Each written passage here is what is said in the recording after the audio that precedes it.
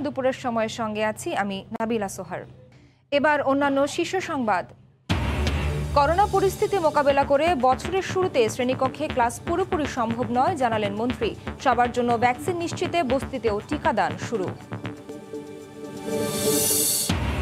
কোনো অপরাধ না করেও কেন কাঁটাতারে বন্দী সীমান্তের মানুষ, প্রশ্ন ভারতীয় অভিনেত্রী অপর্ণা সেনের। বিএসএফ এর ভূমিকায় ক্ষুব্ধ মানবাধিকার সংগঠনগুলো। এবং দ্বিতীয় দিনেও অনুশীলনে পাকিস্তান ক্রিকেট দলের পতাকা উত্তোলন। বিসিবি প্রতিক্রিয়া না দেখানোয় ক্ষুব্ধ সাবেকরা, আইন অনুযায়ী ব্যবস্থা নেওয়ার দাবি।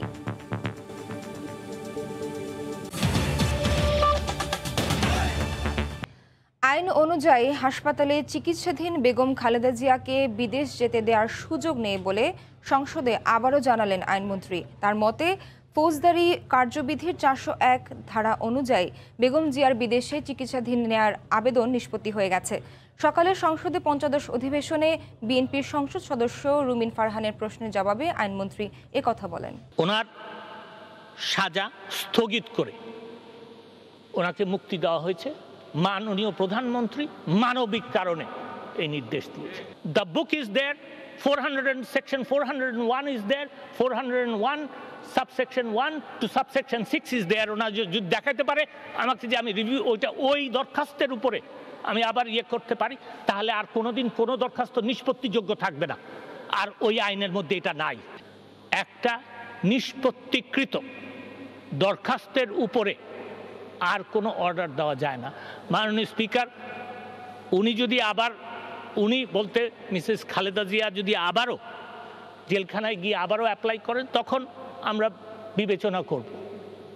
কিন্তু যেই অবস্থায় আছেন সেই অবস্থায় এই 401 ধারায় এই কোনো পদক্ষেপ নতুন করে বিবেচনার কোনো সুযোগ নাই। যদি আমি যা বলেছি তার যদি কোনো তারতম্য হয়, উনি আসুক, I am ready for another debate.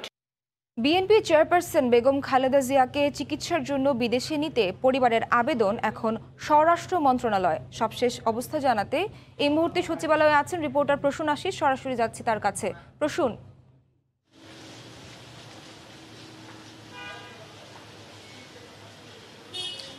সোহার, আপনি জানেন যে বেগম খালেদা জিয়া কিন্তু এই তৃতীয়বারের মতো তিনি হসপিটালে আবারও ভর্তি হয়েছেন। অর্থাৎ বেশ কিছু জটিলতার, শারীরিক জটিলতার প্রেক্ষিতে তিনি এই বারবার হসপিটালে ভর্তি হচ্ছেন। এই মুহূর্তে আমরা যেটা জানি, তিনি রাজধানীর এভার কেয়ার হসপিটালে সেখানে চিকিৎসা নিচ্ছেন এবং সেখানে নিবিড় পরিচর্যা কেন্দ্রে তিনি চিকিৎসারত আছেন। তো এরকম একটি অবস্থায় বেগম খালেদা জিয়াকে বিদেশে চিকিৎসা করানোর জন্য মূলত গত বৃহস্পতিবার তার পরিবারের পক্ষ থেকে বেগম খালেদা জিয়ার বিএনপি চেয়ারপারসন বেগম খালেদা জিয়ার ভাই শামীম ইস্কান্দার উনি আবারও আবেদন করেছেন যে তাকে যেন বিদেশে নিয়ে চিকিৎসা করানোর সেই অনুমতিটি দেওয়া হয়। স্বরাষ্ট্র মন্ত্রণালয়ে এই আবেদনটি করা হয়েছে এবং স্বরাষ্ট্র মন্ত্রণালয়ের পক্ষ থেকে সেটি পর্যালোচনা করে সেটি ভালো মতো খতিয়ে দেখে যে এই ধরনের আবেদনটি তাদের বিবেচনা করার কোনো সুযোগ আছে কিনা সেটা দেখার পরে সেটি আইনগত বিষয় খতিয়ে দেখার জন্য মূলত সেটি আইন মন্ত্রণালয়ে পাঠিয়েছে। আমরা যতদূর জানি এই মুহূর্তে আমরা আইন মন্ত্রণালয়ে খোঁজ নিয়ে জেনেছি, স্বরাষ্ট্র মন্ত্রণালয়েও আমরা যোগাযোগ করে জেনেছি যে ওই আবেদনটি আইন মন্ত্রণালয়ে রয়েছে। তো ইতিমধ্যে সোয়ার, আপনি জানেন যে আজ জাতীয় সংসদের অধিবেশনে মূলত এই বিষয়ে একটি প্রশ্নের জবাবে আইনমন্ত্রী মহোদয় বলেছেন যে 401 ধারা অনুযায়ী তার যে বিদেশে চিকিৎসা করানোর যে আবেদনটি রয়েছে, অনুমতি দেওয়ার আবেদনটি রয়েছে, সেটি মূলত নিষ্পত্তি হয়ে গেছে। অর্থাৎ 401 ধারা অনুযায়ী মূলত তাকে বিদেশে চিকিৎসার কোনো সুযোগ নেই। তাকে মূলত মানবিক কারণেই তিনি কারাগারের বাইরে রয়েছেন এবং নিজ বাসায় রয়েছেন। তো এরকম একটি অবস্থায় মূলত স্বরাষ্ট্র মন্ত্রণালয়ের কোনো বক্তব্য নেই। আইন মন্ত্রণালয়ের পক্ষ থেকে বক্তব্যটি আনুষ্ঠানিকভাবে আইনমন্ত্রী দিয়েছেন যে তার বিদেশে যাওয়ার কোনো অনুমতি আসলে মিলবে না। মূলত এই ছিল সচিবালয় থেকে সবশেষ তথ্য। এর পরেও যদি এই বিষয়টি নিয়ে কোনো পদক্ষেপ নেওয়ার বিষয় থাকে সরকারের, সেটি আমরা জানলে আমরা জানিয়ে দেব। মূলত সোহার, এই ছিল সবশেষ তথ্য। বিএনপি চেয়ারপারসনের বিদেশে চিকিৎসা নিতে যাওয়ার সিদ্ধান্তের সবশেষ অবস্থা জানাতে সচিবালয় থেকে আমাদের সঙ্গে সরাসরি যুক্ত ছিলেন রিপোর্টার প্রসূন আশিস। অন্য প্রসঙ্গ, সবার জন্য ভ্যাকসিন নিশ্চিতে এবার বস্তিবাসীদের টিকা দেওয়া শুরু। প্রথম দিন রাজধানীর করাইল বস্তিতে টিকা কর্মসূচির মধ্য দিয়ে শুরু হয় এই বিশেষ কার্যক্রম। আগে থেকে নিবন্ধিত না হলেও আছে স্পট রেজিস্ট্রেশনের ব্যবস্থা। টিকা পেয়ে খুশি বাসিন্দারা। লক্ষ্য সব শ্রেণী পেশার মানুষকে টিকার আওতায় এনে কোভিড থেকে সুরক্ষা নিশ্চিত করা। তাই সরকারের বিশেষায়িত টিকাদান কর্মসূচি এবার বস্তির বাসিন্দাদের জন্য। মঙ্গলবার সকাল থেকেই বুথে বুথে ব্যাপক উৎসাহ উদ্দীপনা, উপচে পড়া ভিড়। রাজধানীর কড়াইল বস্তিতে কোভিড টিকা দেওয়া হয় 25টি বুথে। জানতে পারছি ঘরে ঘরে গিয়েছে ইনভয়েসের প্লাপান গিয়া স্লিপ লাগছে যে আপনারা এরকম সুই দিবেন নাকি, দিলে মারে আসবে, তো আমরা স্লিপ দিয়ে স্লিপ রাখেন। এতদিন দূরে ছিল এই কারণে দিতে পারি না, আর এখন কাছে বসে ভালোই লাগতেছে, তাড়াতাড়ি আসতে পারছি। প্রচলিত অনলাইন নিবন্ধন প্রক্রিয়ায় টিকা পাওয়ার বিষয়ে সংশয়ে ছিলেন অনেক বস্তিবাসী। তবে বিশেষ কর্মসূচিতে প্রয়োজন পড়েনি আগে থেকে নিবন্ধনের। জাতীয় পরিচয়পত্র না থাকলেও জন্ম সনদ নিয়ে এলেই তাৎক্ষণিক নিবন্ধনের মাধ্যমে টিকা নিতে পারছেন বস্তির বাসিন্দারা। সহজ প্রক্রিয়ায় টিকা নিতে পেরে সবার মধ্যেই উচ্ছ্বাস, স্বস্তি। আমার কাছে অনেক সহজ হয়েছে। মানে আমার তো মনে করেন জন্ম নিবন্ধনের কাগজ ছিল, আইডেন্টি কার্ড ছিল না, তো যার কারণে আমি আতঙ্কের ভিতরে ছিলাম যে আসলে আমি দিতে পারবো কিনা। এতদিন টিকা দেয়নি, আমার ভোটার কার্ড ছিল না কো, সেজন্য আমার টিকা দেওয়া হয়নি। এখন আজকে জন্ম নিবন্ধন দিয়ে টিকা দিচ্ছে, সেজন্য টিকা দিতে আসছি। ঢাকা উত্তর সিটি কর্পোরেশন বলছে বস্তির বাসিন্দাদের জন্য বরাদ্দ রাখা হয়েছে 5 লাখ ডোজ। পরবর্তীতে বাড়ানো হবে এ সংখ্যা। আজকে আমরা এখানে ব্যাপকভাবে টিকাদানের কর্মসূচি শুরু করেছি। আজকে 15,000 টিকা আমরা 25টা বুথের মাধ্যমে 15,000 টিকা আজকে আমরা দেব। কর্মজীবী যে সকল মানুষ আছেন তাদের জন্য আমরা শুক্রবার, শনিবার টিকা দেওয়ার কর্মসূচি হাতে নিয়েছি। নীতি নির্ধারকরা বলছেন ধাপে ধাপে বিশেষ কর্মসূচির আওতায় আসবে রাজধানী সহ সারা দেশের বস্তির মানুষ। ফারুক ভূঁইয়া, রবিন, সময় সংবাদ, ঢাকা। এই মুহূর্তে রাজধানীর কড়াইল বস্তিতে আছেন রিপোর্টার ফারুক ভূঁইয়া। রবিন, সরাসরি যাচ্ছি তার কাছে। রবিন। সোহার, এখন কিন্তু দুপুর 2টা পার হয়ে গেছে, কিন্তু তারপরও আমার পেছনে নিশ্চয়ই আপনারা দেখতে পাচ্ছেন যে নারী পুরুষ আসলে তারা দীর্ঘক্ষণ যাবৎ পরও যে সারিতে অপেক্ষা করছেন এবং এখানে তারা টিকা নেওয়ার প্রহর গুনছেন। একটি বিষয় যদি আপনাকে জানাতে চাই যে সকাল থেকে আমরা আসলে যে চিত্রটি দেখেছি, এখানে কিন্তু যে প্রতিটি বুথেই নারীদের উপস্থিতি কিন্তু বেশ উৎসাহ ব্যঞ্জক এবং চোখে পড়ার মতন। আমরা সকাল থেকে এখন যদিও পুরুষের সংখ্যাটা কিছুটা মানে নারীদের সমান সমান, অনেকটা সমান সমান, কিন্তু সকাল থেকে কিন্তু এই চিত্রটি নারীদের উপস্থিতি এখনকার তুলনায় আরও কয়েক গুণ ছিল। এখানে আমরা অন্য অন্য বুথগুলোতেও দেখে এসেছি, সেখানে আসলে যেটি দেখছি যে নারীদের তুলনায় পুরুষের তুলনায় নারীদের উপস্থিতি প্রায় দ্বিগুণের মতন ছিল, এরকম কিন্তু দেখা যাচ্ছে। আরেকটি বিষয় যদি আপনাকে জানাতে চাই, আজকে এই টিকাদান কর্মসূচিতে যেটি লক্ষ্যমাত্রা ঠিক করা হয়েছে, আজকের দিনে 15,000 মানুষকে টিকা দেওয়া হবে এবং পরবর্তীতে আগামীকাল থেকে সেটি 20,000 লক্ষ্যমাত্রা ঠিক করা হয়েছে। এবং সরকারের যে নীতি নির্ধারণী মহলের তরফ থেকে যেটি জানানো হয়েছে যে এই বস্তিতে, বিশেষ করে এই যে কাকরাইল বস্তিতে তো আসলে যে বস্তিতে টিকাদান কর্মসূচিটি শুরু হলো, এই টিকাদান কর্মসূচিতে 18 বছরের বেশি যে প্রত্যেকটা মানুষ যে টিকার আওতায় না আসা পর্যন্ত এই কার্যক্রমটি এই বস্তিতে চলবে, এমনটাই কিন্তু আমাদেরকে জানানো হয়েছে। এবং আরেকটি বিষয় যদি জানাই যে এখন পর্যন্ত যে কাকরাইলের বস্তির বাইরেও রাজধানীর যে অন্য অন্য যে বস্তি, সেগুলোতে কিন্তু সরকারের পরিকল্পনায় রয়েছে যে টিকার আওতায় আনার জন্য। তো এখন পর্যন্ত যেটি মানে ঢাকা উত্তর সিটি কর্পোরেশনের তরফ থেকে বলা হচ্ছে যে এখন পর্যন্ত তারা 5 লাখ টিকা বরাদ্দ রেখেছেন বস্তির বাসিন্দাদের জন্য এবং পরবর্তীতে সেই যে মানে টিকা দেওয়ার যে হার বা বরাদ্দ সেটি ধাপে ধাপে বাড়ানো হবে। এবং একটি বিষয় যদি আপনাকে জানাতে চাই, গতকাল যদিও স্বাস্থ্য বিভাগের তরফ থেকে বলা হয়েছিল যে বস্তির বাসিন্দাদেরকে যে সিনোফার্মের টিকা দেওয়া হবে, কিন্তু আজকে আমরা আসলে যেটি দেখতে পাচ্ছি যে কেন্দ্রগুলোতে এসে এখানে মূলত অ্যাস্ট্রাজেনেকার টিকা দেওয়া হচ্ছে এবং বস্তির বাসিন্দারা কিন্তু টিকা পেয়ে যথেষ্ট উচ্ছ্বসিত। তারা আসলে যে প্রচলিত নিবন্ধন প্রক্রিয়া নিয়ে তারা সংশয়ে ছিলেন, তারা টিকা পাবেন কি পাবেন না, কিন্তু তারা আসলে যেটি বলেছেন যে গতকাল অনেককে মাইকিং করা হয়েছে এবং কোনো কোনো ক্ষেত্রে ঘরে ঘরে গিয়েও জানানো হয়েছিল যে আজকে এখানে বুথগুলোতে টিকা দেওয়া হবে। তো এই ছিল আমার কাছে সবশেষ খবরাখবর। সোহার। রাজধানীর কড়াইল বস্তি থেকে বস্তিবাসী টিকা দেওয়ার সবশেষ খবর জানাচ্ছিলেন রিপোর্টার ফারুক ভূঁইয়া। রবেন। দেশের বেশিরভাগ মানুষ টিকার আওতায় আসার পরই বুস্টার ডোজ দেওয়া হবে বলে জানিয়েছেন স্বাস্থ্যমন্ত্রী। সৌদি আরবের কাছ থেকে উপহারের অ্যাস্ট্রাজেনেকার 15 লাখ ডোজ টিকা নেওয়ার কথা বলেন তিনি। রাজধানীতে রাষ্ট্রীয় অতিথি ভবন পদ্মায় উপহারের সামগ্রী গ্রহণ অনুষ্ঠানে উপস্থিত ছিলেন পররাষ্ট্রমন্ত্রীও। 5 কোটি মানুষকে টিকা দেয় বাংলাদেশে করোনা পরিস্থিতি এখন অনেকটাই নিয়ন্ত্রণে। প্রতিদিন প্রায় 15 লাখ মানুষকে ভ্যাকসিন দেওয়া হচ্ছে। সবাইকে টিকার আওতায় আনার জন্য 21 কোটি টিকা কেনার পাশাপাশি বিভিন্ন মাধ্যম থেকে সংগ্রহ করা হয়েছে 11 কোটি টিকা। এরই অংশ হিসেবে মঙ্গলবার সৌদি আরব সরকার বাংলাদেশকে 15 লাখ ডোজ টিকা উপহার দেয়। রাষ্ট্রীয় অতিথি ভবন পদ্মায় টিকা গ্রহণ করেন পররাষ্ট্রমন্ত্রী ডক্টর AK আব্দুল মোমেন এবং স্বাস্থ্যমন্ত্রী জাহিদ মালেক। অনুষ্ঠানে পররাষ্ট্রমন্ত্রী বলেন, বাংলাদেশে ভ্যাকসিনের সংকট নেই, পর্যায়ক্রমে সবাই টিকা পাবে বলেও জানান তিনি। পৃথিবীর 135টা দেশের আগে আমরা 21 কোটি ভ্যাকসিন আমরা পয়সা দিয়ে কিনেছি। আমেরিকার সাথে আমার আলাপ হয়েছিল 1 সপ্তাহ আগে, এবং তখন US সরকার আরো আগে 8 মিলিয়ন বোধহয় দিয়েছিলেন, এখন তারা আরো 14 মিলিয়ন দিয়েছেন। তবে আমাদের আর ভ্যাকসিনের সমস্যা নাই। দক্ষতার সঙ্গে করোনা পরিস্থিতি নিয়ন্ত্রণ করে বাংলাদেশ সরকারকে ধন্যবাদ জানান সৌদি রাষ্ট্রদূত ইসা বিন ইউসেফ আল দোহাইলান। সৌদি সরকার কোভিড মোকাবিলায় বিশ্ব সম্প্রদায়ের পাশে দাঁড়িয়েছে। বাংলাদেশের সঙ্গে ভবিষ্যতেও সৌদি আরবের সুসম্পর্ক বজায় থাকবে। এদিকে স্বাস্থ্যমন্ত্রী জাহিদ মালেক জানান, বেশিরভাগ মানুষকে করোনার টিকা দেওয়ার পর বুস্টার ডোজ দেওয়া হবে। সৌদি প্রবাসীরা যাতে বিশ্ব স্বাস্থ্য সংস্থা অনুমোদিত টিকা দিতে পারে সেজন্য দেশটির সরকারকে অনুরোধ করা হয়েছে বলেও জানান তিনি। শুধু প্রবাসী নয়, বাংলাদেশেও যখন এই পর্যায়ে আসবে, যখন আমরা সকলকেই ভ্যাকসিন দিয়ে ফেলতে পারবো, আমরা বুস্টার ডোজের কথা বাংলাদেশিদের জন্য যারা এখানে থাকেন, যারা ভালনারেবল পপুলেশন, তাদেরকে আমরা আগে দেওয়ার চেষ্টা করব। সৌদি আরব সবসময় বাংলাদেশের পাশে দাঁড়িয়েছে, তাই দুদেশের বন্ধুত্বও অটুট থাকবে বলেও আশা প্রকাশ করেন স্বাস্থ্যমন্ত্রী। রোজিনা রোজি, সময় সংবাদ, ঢাকা। করোনা পরিস্থিতি মোকাবেলা করে আগামী বছরের শুরুতে শ্রেণীকক্ষে ক্লাস পুরোপুরি সম্ভব নয় বলে জানিয়েছেন শিক্ষামন্ত্রী। দুপুরে চাঁদপুরে একথা বলেন তিনি। এদিকে বিভাগীয় ও জেলা শহরে চলছে HSC পরীক্ষার্থীদের করোনা টিকাদান কার্যক্রম। এতে খুশি শিক্ষার্থীরা। প্রতিনিধি ও রিপোর্টারদের পাঠানো তথ্য ও ছবি নিয়ে রিপোর্ট।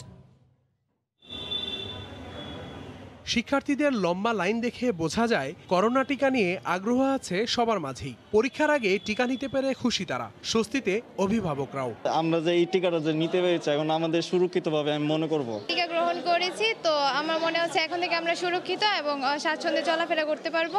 এখন থেকে আমরা সামনে HSC পরীক্ষার মধ্যে সুরক্ষিতভাবে অংশগ্রহণ করতে পারবো। লাস্ট মোমেন্টে এসেও আমরা ভ্যাকসিন দিতে পারছি, এটাই অনেক ভালো লাগছে। সেফলি পরীক্ষা দিতে পারবো, এটার জন্য ভালো লাগছে। অনলাইনে নিবন্ধন ছাড়াই শিক্ষা প্রতিষ্ঠানগুলোর পাঠানো তালিকা অনুযায়ী টিকা দেওয়া শুরু হয়েছে শিক্ষার্থীদের। তবে তালিকা অনুযায়ী নিবন্ধন করতে হচ্ছে কেন্দ্রে গিয়েই। রেজিস্ট্রেশন কার্ড নিয়ে তাদের আসার জন্য প্রিন্সিপাল স্যারদেরকে নির্দেশনা দিয়েছি।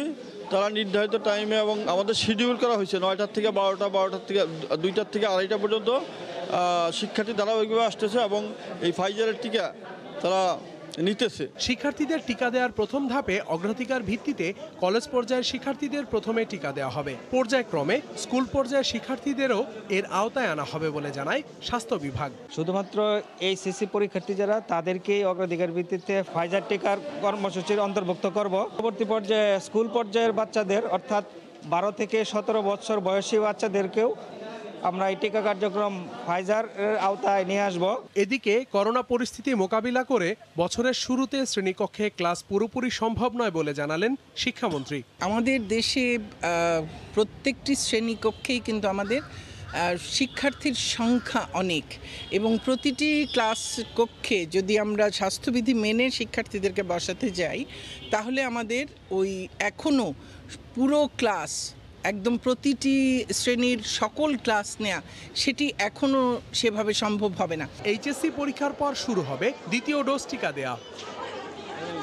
আহসানুল করিম, সময় সংবাদ। এই মুহূর্তে মিরপুরে আছেন রিপোর্টার মাকসুম আলম খান। সরাসরি যাচ্ছি তার কাছে। মাকসুম, একটু আগে রিপোর্টে দেখছিলেন, এটাই নিয়ে আলোচনা সমালোচনা গতকাল থেকে হচ্ছেই। পাকিস্তান দল যখন একাডেমি মাঠে তাদের অনুশীলন শুরু করে, তখন তাদের সেই চারপাশে পতাকা টানিয়ে যে অনুশীলন কার্যক্রম, সেটি নিয়ে সমালোচনা হয়েছে চারিদিকে। বিশেষ করে বাংলাদেশে যারা সংশ্লিষ্ট আছেন তারা বলেছেন, এবং আইনজীবী এর সঙ্গে কথা বলেছেন। রিপোর্টটিতেও আপনারা যেমনটি দেখছিলেন, আসলে যে কিছু সুনির্দিষ্ট নিয়ম আছে, অনুমতির প্রয়োজন আছে। যদি আরেকটি ভিন্ন দেশের দল এসে এখানে পতাকা টানাতে চায়, সেক্ষেত্রে সুনির্দিষ্ট কিছু নিয়ম আছে এবং অনুমতির দরকার আছে। কিন্তু পাকিস্তান দল সে তেমন কোনো অনুমতি তারা বাংলাদেশ সরকারের কাছ থেকে থেকে তো নেয়নি যতটুকু আমরা জানতে পেরেছি, এবং বিসিবি থেকেও এই ধরনের কোনো অনুমতি তাদেরকে দেওয়া হয়নি বা তারা চায়ওনি। তো এই বিষয়ে আমরা জানার জন্য পাকিস্তানের যিনি পিসিবির যে মিডিয়া ম্যানেজার ইব্রাহিম বাদিস এখানে এসেছেন, তার সঙ্গে হোয়াটসঅ্যাপে যোগাযোগের চেষ্টা করেছি। সামাজিক যোগাযোগ মাধ্যমে তিনি আমাদের একটি মেসেজ দিয়ে যেটি জানিয়েছেন যে মূলত তারা বলতে চাচ্ছেন যে সাকলাইন মুশতাক কোচ হয়ে আসার পর থেকেই এই নিয়মটা তারা করছে বা এইভাবেই তারা অনুশীলন করছে। কিন্তু তার কাছে যখন আমি জানতে চেয়েছিলাম যে এই ক্ষেত্রে বিসিবি থেকে কোনো অনুমতি নেওয়া হয়েছিল কিনা, তিনি আমাদের যেটি জানিয়েছেন যে না, বিসিবি থেকে কোনো ধরনের অনুমতি তারা নেয়নি। এবং যখন জানতে চাওয়া হয়েছিল যে ফার্দার কোনো অনুমতি তারা নেবে কিনা এই বিষয়ে তিনি আমাকে যেটি জানিয়েছেন যে বিসিবির সঙ্গে ফার্দার তারা আলাপ করে তারপরে এই বিষয়টি হয়তো জানাতে পারবে। বিসিবির পক্ষ থেকে এখনও এইরকম কোনো কমেন্ট আমরা পাইনি। তবে যেটি ইব্রাহিম বাদিস বলছিলেন সেই কথার প্রেক্ষিতে আমরা সাকলাইন মুশতাকের ওই কথাটা খুঁজছিলাম বিভিন্ন জায়গায়। তো একটি জায়গায় আমরা পেয়েছি যে সাকলাইন মুশতাক বিশ্বকাপ চলাকালীনও একই মন্তব্য করেছেন যে ঠিক দলের মধ্যে দলকে উদ্বুদ্ধ করার জন্যই আসলে এই ধরনের কার্যক্রম তারা হাতে নিয়েছে। আর একটু বলতে চাই, আজ বাংলাদেশের আসলে পাকিস্তানের বিপক্ষে টি-20 সিরিজের জন্য দল ঘোষণা হওয়ার কথা রয়েছে। কিছুক্ষণ আগে আমরা টিম ডিরেক্টর খালেদ মাহমুদ সুজন এবং নির্বাচক প্যানেলে যে দুজন আছেন তাদের সঙ্গে এবং হেড কোচের সঙ্গে একটা মাঠের মধ্যে ছোটোখাটো একটা মিটিং দেখেছি। আর কিছুক্ষণের মধ্যেই হয়তো বা বাংলাদেশের এই পাকিস্তানের বিপক্ষে টি-20 সিরিজের জন্য দল ঘোষণা করা হবে। তো মিরপুর স্টেডিয়াম থেকে সোহার আমার কাছে এই ছিল সবশেষ। মিরপুর ক্রিকেট স্টেডিয়াম থেকে এতক্ষণ আমাদের সঙ্গে সরাসরি যুক্ত ছিলেন রিপোর্টার মাকসুম আলম খান। সমুদ্র থেকে মাছ ধরা, বিক্রি, দাম ধরা সবকিছুর নিয়ন্ত্রণ বড় সাহেবদের কবজায়। সুন্দরবন দস্যুমুক্ত হওয়ার 3 বছরেও ভাগ্য ফেরেনি জেলেদের, অথচ দেশের বেশিরভাগ সামুদ্রিক মাছ শুটকির যোগানদাতা সুন্দরবনের দুবলার চর। এখান থেকে সরকার প্রতি বছর কোটি কোটি টাকা রাজস্ব আয় করলেও সব ধরনের সুযোগ সুবিধা বঞ্চিত চরের জেলেরা। সুন্দরবন ঘুরে এসে আশরাফুল ইসলামের ক্যামেরায় সাদাত রহমাতুল্লাহর রিপোর্ট। প্রাকৃতিক সৌন্দর্যের এক অপূর্ব লীলাভূমি সুন্দরবন। বঙ্গোপসাগরের কাছে সবুজের বুক চিরে জেগে ওঠা এক চর, দুবলার চর। শীতের 5 মাস এই চরে মাছ ধরার উৎসবে মাতেন জেলেরা। সারা রাত মাছ ধরে সকালের জোয়ারের পানির সাথে ফিরতে শুরু করেছে জেলেদের মাছ ধরার নৌকা। সে মাছ নিয়ে চরে যাওয়ার ব্যস্ততায় হাঁক ডাকে মুখর দুবলার চর। মৌসুমের শুরু থেকেই ঝাঁকে ঝাঁকে ধরা পড়ছে সামুদ্রিক কোরাল, লইট্টা সহ সব ধরনের মাছ। অতিরিক্ত মাছ জেলেরা শুটকির জন্য জড়ো করে দুবলার চরে, আর এসব শুটকি ছড়িয়ে যায় দেশের বিভিন্ন জেলায়। 20,000-এরও বেশি জেলে পরিবার ছেড়ে পুরো মৌসুমের জন্য আশ্রয় নেয় দুবলায়। গত বছরে দুবলার চরের শুটকি থেকে সরকার রাজস্ব পেয়েছে প্রায় 3.5 কোটি টাকা। ভালো দামি মাছ, চরে আপনি এই মাথায় বসে দেখলে ওই মাথাতে খবর শুনবেন যে চরে অমুকের বড় মাছ বাঁধিছে। একদিন পর আজকে যাচ্ছে, আবার কালকে চলে আসবো মাছ ভালো হইলে। এই যে মাছ ধরতেছি আমরা, এই মাছটা আমরা এখানে শুকাই। সবুজের সজীবতায় ঘেরা এই চরে বনদস্যুমুক্ত শান্তির সুবাতাস বইলেও রয়েছে কর্তৃত্ববাদের অদৃশ্য দাপট। জেলেদের ভাগ্য নির্ভর করে সাহেবদের মর্জির উপর। মাছের মূল্য কত হবে, কার কাছে বিক্রি হবে, সবকিছুর নিয়ন্ত্রণ তাদের হাতে। সরকার যদি আমাদের লোন দেয় তা আমরা সুদের থেকে আমরা রেহাই পাতাম। পরের কাছ থেকে আনতে গেলে, অন্য লোকের আনতে গেলে হাজারে আপনার প্রতি মাসে 50 টাকা দিতে হয়। বিশালে চরে জেলেদের জন্য নেই কোনো চিকিৎসা কেন্দ্র, দুর্যোগে মেলে না কোনো আশ্রয়, অথচ সুন্দরবনে মাছ ধরা থেকে শুটকি শুকানো সবকিছুর জন্য দিতে হয় সরকার নির্ধারিত ফি। যাদের নিয়ন্ত্রণে ব্যবসাটা চলে তারা হচ্ছে শোষণ করে, শুধু শোষণটাই বুঝে তারা, কিন্তু গণমানুষের কথাটা বোঝে না। কাকায় বললাম যে দাদার বাগে ধরেছে বাঁচাও, বলে কর্মচারী যে যা ছিল যার মতো সে পালাই গেছিল। কাজ কাম করতে গেলে দেখা যাচ্ছে পুরো টুলে যায়, একটু স্যালাড লাগা যায়, প্রাইমারি ট্রিটমেন্টটা। পৃথিবীর ম্যানগ্রোভ বনাঞ্চল সুন্দরবন র্যাবের সহায়তায় 2018 সালে দস্যুমুক্ত ঘোষণা করে সরকার। দেশের অন্যতম শুটকির যোগানদাতা এই দুবলার চর। সমুদ্রের আহরণ থেকে শুরু করে বাজারজাতকরণ পর্যন্ত প্রতিটি পর্যায়ে রয়েছে সরকার নির্ধারিত রাজস্ব। কিন্তু যাদের শ্রমে ঘামে বিশাল অর্থনীতি গড়ে উঠেছে তারা এখনও মহাজনের চড়া ঋণের সুদের গলিতে আটকে আছে। শুধু তাই নয়, চিকিৎসা সহ মৌলিক অধিকার থেকে বঞ্চিত এ চরের মানুষ। তারা বলছেন এসব সমস্যার সমাধান হলেই ঘটবে তাদের জীবনমানের উন্নয়ন। সাদাত রহমতুল্লাহ, সময় সংবাদ, দুবলার চর, সুন্দরবন। প্রায় দীর্ঘ 8 মাস পর টেকনাফ সেন্ট মার্টিন নৌরুটে শুরু হলো পর্যটকবাহী জাহাজ চলাচল। সকাল 9:30টার দিকে টেকনাফ জেটিঘাট থেকে 300-র বেশি পর্যটক নিয়ে একটি জাহাজ সেন্ট মার্টিনের উদ্দেশ্যে রওনা হয়। যান্ত্রিক শহর ছেড়ে দারুচিনি দ্বীপে যেতে পেরে খুশি ভ্রমণ প্রবাসীরা। আরও জানাচ্ছেন সুজাউদ্দিন রুবেল। টেকনাফ ধমধমিয়া জেটি ঘাট ভিড় করছে শত শত পর্যটক। সবার উদ্দেশ্য প্রবালদ্বীপ সেন্ট মার্টিনে ভ্রমণ। কারণ দীর্ঘ প্রায় ৮ মাস পর টেকনাফ সেন্ট মার্টিন নৌ রুটে পর্যটকবাহী জাহাজ চলাচল শুরু হয়েছে। নাপ নদী, দুপাশে মনোরম পরিবেশ, এক পাশে পাহাড়, অন্য পাশে মিয়ানমার সীমান্ত। আর নাপ নদীতে দল বেঁধে জাহাজের পিছু নিচ্ছে গাংচিলের দল। এই অপরূপ দৃশ্য উপভোগ করছেন পর্যটকরা। যান্ত্রিকতার শহর ছেড়ে প্রশান্তির খুঁজে সেন্ট মার্টিন ছুটে এসেছেন তারা। আশেপাশের যে সিনারি দেখতে পাচ্ছি আমরা, আসলে এটা আসলে অনেক মনোমুগ্ধকর। ফার্স্ট টাইম যাচ্ছি, সো আমার জন্য এটা অনেক সুন্দর একটা এক্সপিরিয়েন্স অ্যান্ড ওভারঅল আশেপাশের পরিবেশ ভালোই। একটা অনিশ্চয়তা ছিল শিপ খুলবে কি খুলবে না, and we are so happy যে আমাদের 15 তারিখে ডেট ছিল যাওয়ার, এখনই যাওয়া হচ্ছে। খুব সুন্দর পরিবেশ, গাংচিলগুলো অনেক ফিল দিচ্ছে। পর্যটন মৌসুমে মঙ্গলবার মাত্র একটি জাহাজ দিয়ে সেন্ট মার্টিনে যাত্রা শুরু হয়েছে। পরিস্থিতি পরিদর্শনে আসে উপজেলা কর্মকর্তা। সবকিছু মিলিয়ে এটা ধাপে ধাপে করা হচ্ছে। বাই দিস টাইম কনস্ট্রাকশন ওয়ার্কটা আরো স্টেবল হচ্ছে, মানে মোটামুটি একটা পর্যায়ে এসেছে। আরো যাতে আমরা এই জিনিসটা দেখতে পারি যে আসলে এটা ইম্প্যাক্টটা কি। পর্যটকদের নিরাপত্তায় সব ব্যবস্থা নিয়েছে ট্যুরিস্ট পুলিশ। সুশৃঙ্খলভাবে যেতে পারে এবং আসতে পারে, আমরা সার্বক্ষণ তাদের সাথে আছি, থাকবো, তাদেরকে গাড়িতে পৌঁছে দিয়ে আমরা দায়িত্ব পালন করব। আগামী ২০ নভেম্বর থেকে এই রুটে আরও ৫টি পর্যটকবাহী জাহাজ চলাচল করবে বলে জানিয়েছে প্রশাসন। সুজাউদ্দিন রুবেল, সময় সংবাদ, সেন্ট মার্টিন, টেকনাফ।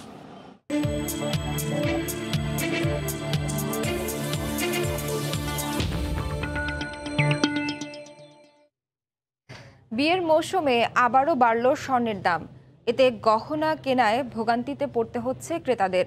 সেই সঙ্গে বেচা বিক্রি অনেকটাই কমে গেছে বলে জানান বিক্রেতারা। বিস্তারিত জানাচ্ছেন পার্থপ্রতিম বিশ্বাস। আবারও অস্থির হয়ে উঠেছে স্বর্ণের বাজার। বিশ্ববাজারে দাম বাড়ার প্রভাব পড়েছে দেশেও। নতুন দামে ২২, ২১ ও ১৮ এই ৩ মানের স্বর্ণের ভরিতে বেড়েছে ২,৩33 টাকা। সবচেয়ে ভালো মানের ২২ ক্যারেটের প্রতি ভরি স্বর্ণের দাম ধরা হয়েছে ৭৪,৩০০ টাকা, যা আগে ছিল ৭১,৯৬৭ টাকা। ২১ ক্যারেটের প্রতি ভরি স্বর্ণ ৭১,১৫০ টাকা, আগে ছিল ৬৮,৮১৮ টাকা। আর ১৮ ক্যারেটের প্রতি ভরির দাম হয়েছে ৬২,৪০২ টাকা, আগে ছিল ৬০,০৭০ টাকা। বিয়ের মৌসুমে হঠাৎ করে স্বর্ণের দাম বেড়ে যাওয়ায় ভোগান্তিতে পড়েছেন ক্রেতারা। স্বর্ণের দাম এখন যে পরিমাণে বাড়ছে, সবার পক্ষে কিন্তু পসিবল হচ্ছে না ওই দামে কিনা। অবশ্যই এটা উচিত যে দামটা কমানো। বিয়ে শাদীর অনুষ্ঠানে একটু আসলে দাম বেড়ে যায়, দাম বেড়ে গেলে একটা সমস্যা হয়। স্বর্ণের দাম বেড়ে যাওয়ায় তার প্রভাব পড়েছে বেচা বিক্রিতেও। দাম স্থিতিশীল না থাকায় ক্রেতারা অলংকার কেনা থেকে বিমুখ হচ্ছেন বলে জানান বিক্রেতারা। ২ মাস অন্তর অন্তর সোনার দামটা কি একবার বাড়ে একবার কমে, যার কারণে কাস্টমারটা টেনশন করে থাকে, আবার কমবে আবার বাড়তে পারে, যার কারণে সোনার দামের মুখে কাস্টমার হচ্ছে না। সুন্দর একটা রিজনেবল প্রাইস থাক, আমরা যেন সুন্দর ব্যবসা করি, সবাই যেন ব্যবসা করতে পারে, এরা যেন ক্রয় ক্ষমতার মধ্যে থাকে, সেটাই আর কি। কমলে একটু কাস্টমার আসে, বাড়লে তার কাস্টমার পাই না, তাহলে আমাদের ক্ষতি। বিয়ের মৌসুমকে টার্গেট করে দাম বাড়ানো হয়নি উল্লেখ করে জুয়েলার সমিতির নেতারা বলেন, আন্তর্জাতিক বাজারে বাড়ার কারণে দেশেও বেড়েছে। স্বর্ণের বাজার উঠানামা করতেছে যে আপনি দেখবেন এখন আপনাদের সবাইয়ের মোবাইলে দেখা যাচ্ছে এখন স্বর্ণের বাজার 200 টাকা উঠছে, 100 টাকা উঠছে, 100 টাকা পড়তেছে। এটার উপর ভেরিফাই করে স্বর্ণের বাজারটা নির্ভর করে। ট্যাক্সের মাধ্যমে স্বর্ণ আনার অনুমতি দিয়েছে, এই সুযোগে ওরা ট্যাক্স দিয়ে কিছু স্বর্ণ আনতেছে বাংলাদেশে। তো ওখানে যখন আন্তর্জাতিক বাজার বেড়ে যায়, এখানেও বেড়ে যায়। চট্টগ্রাম নগরীতে বাজুসের সদস্যভুক্ত প্রায় ৫,০০০ সোনার দোকান রয়েছে। এর মধ্যে নগরীর বিভিন্ন বিপণী বিতান, হাজারীগল্লি, রিয়াজউদ্দিন বাজার, দেওয়ান বাজারের বেশিরভাগ দোকান রয়েছে। পার্থপ্রতিম বিশ্বাস, সময় সংবাদ, চট্টগ্রাম। অপরাধ না করেও কেন কাঁটাতারে বন্দী সীমান্তের মানুষ, এমন প্রশ্ন তুললেন ভারতীয় অভিনেত্রী অপর্ণা সেন। বাংলাদেশ সীমান্তে গুলিতে হত্যাকাণ্ড বেড়ে যাওয়ায় উদ্বেগ জানান তিনি। বিএসএফ এর ভূমিকা নিয়ে ক্ষোভ জানান দেশটির মানবাধিকার সংগঠনগুলো। কলকাতা থেকে বিশ্বজিৎ দাসের ক্যামেরায় সুব্রত আচার্যের রিপোর্ট। ভারত বাংলাদেশ সীমান্তবর্তী এলাকায় নাগরিকাধিকার সুরক্ষার দাবিতে সোমবার সন্ধ্যায় কলকাতা প্রেস ক্লাবে আয়োজিত এক আলোচনায় উঠে আসে সীমান্তের কাঁটাতারের বেড়ার আশেপাশে মানবিক সংকটের বিষয়টি। বক্তারা জানান, সীমান্তবর্তী এলাকার মানুষ, বিশেষ করে নারী ও শিশুরা প্রতিনিয়তই বিএসএফ এর কঠোর অনুশাসনে তাদের মানবাধিকার হারাচ্ছেন। সেই সঙ্গে গুলিতে প্রাণ হারাচ্ছেন সাধারণ মানুষ। কাঁটাতারের মধ্যে বাস করছে মানুষ যারা কোনো দোষ করেনি, যারা কোনো দোষে দোষী নয়, শুধুমাত্র দুটো দেশের মধ্যে নাগরিক আদান প্রদান হয়েছে বলে তারা দোষী সাব্যস্ত হয়ে গেলে। কেন? আমি শুধু রাজ্য সরকারকে অনুরোধ করব যে এদের একটা ব্যবস্থা করুন। আলোচনা সভার আয়োজক বাংলার মানবাধিকার সুরক্ষা মঞ্চ মাসুমের পক্ষ থেকে দাবি করা হয়, সীমান্তে বিএসএফ এর গুলিতে শুধু বাংলাদেশি নন, প্রাণ হারাচ্ছেন ভারতীয়রাও। শেষ 20 বছরে বিএসএফ এর গুলিতে মৃত্যুর পরিসংখ্যানও তুলে ধরেন সংগঠনটির প্রধান কিরিটি রায়। যাদের হত্যা করা হচ্ছে প্রত্যেকটি ক্ষেত্রে লাশ যেটা মারা হয়েছে 3 দিন আগে সিতাইতে, কুচবিহারে, যেটা নিয়ে এত হইচই, সেখানেও একই চিত্র। সীমান্তে নাগরিক অধিকার শীর্ষক এই আলোচনায় মানবাধিকার কর্মী সহ বিশিষ্ট জনরা উপস্থিত ছিলেন। সম্প্রতি কুচবিহার সীমান্তে বিএসএফ এর গুলির ঘটনা এবং ফেলানি কাণ্ডের বিচার শেষ না হওয়াতেও ক্ষোভ প্রকাশ করেন তারা। যদিও বিএসএফ এর দাবি, সীমান্ত সুরক্ষার ক্ষেত্রে তারা বদ্ধপরিকর। সুব্রত আচার্য, সময় সংবাদ, পশ্চিমবঙ্গ, ভারত।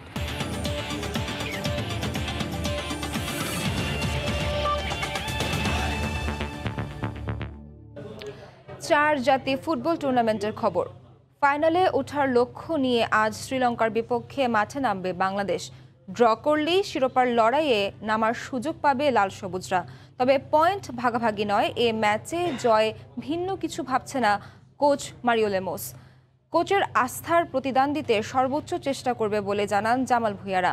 কলম্বোর রেসকোর্স স্টেডিয়ামে ম্যাচটি শুরু হবে রাত 9:30টায়। বাজে সময় দেশের ফুটবলের সঙ্গে লেগে আছে অনেকটা জোকের মতো, যেটা বারংবার ছাড়াবার চেষ্টা করেও কোনো সুফল মিলছে না। অবশ্য এটাও ঠিক, এই অদৃশ্য বা কথিত জোক থেকে বাঁচতে আমাদের ফুটবলাররা কতটা সামর্থ্যপূর্ণ।